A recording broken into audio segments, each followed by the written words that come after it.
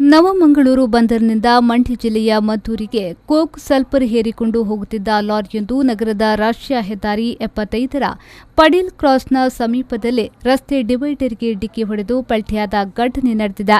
ಬಿಕರ್ನಕಟ್ಟಿ ಕಡೆಯಿಂದ ಪಡೀಲ್ ಮೂಲಕ ಹೆದ್ದಾರಿಗೆ ಸಾಗುತ್ತಿದ್ದ ಈ ಲಾರಿ ಹೆದ್ದಾರಿ ಸಮೀಪಿಸುವ ಮೊದಲೇ ಪಡೀಲ್ ತಿರುವು ಬಳಿ ಬ್ರೇಕ್ ಫೇಲ್ ಆದ ಪರಿಣಾಮ ಡಿವೈಡರ್ಗೆ ಬಡಿದು ರಸ್ತೆಯ ಇನ್ನೊಂದು ಬದಿಗೆ ಮಗುಚಿ ಬಿದ್ದಿದೆ.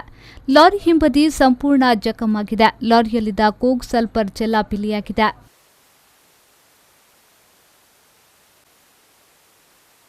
ಅವಘಡ ವೇಳೆ ರಸ್ತೆಯ ಇನ್ನೊಂದು ಕಡೆಯಿಂದ ಯಾವುದೇ ವಾಹನಗಳು ಬಾರದೇ ಇದ್ದುದರಿಂದ ದೊಡ್ಡ ಅನಾಹುತ ತಪ್ಪಿದೆ. ಈ ಘಟನೆಯಿಂದ ಲಾರಿ ಚಾಲಕ ಪ್ರಮೋದ್ ಹಾಗೂ ಕ್ಲೀನರ್ ಕಾರ್ತಿಕ್ ಎಂಬುವರಿಗೆ ಗಾಯವಾಗಿದೆ. ಕಂಕನಾಡಿ ಸಂಚಾರಿ ಪೊಲೀಸರು ಸ್ಥಳಕ್ಕೆ ತೆರಳಿ ಪ್ರಕರಣ ದಾಖಲಿಸಿಕೊಂಡಿದ್ದಾರೆ.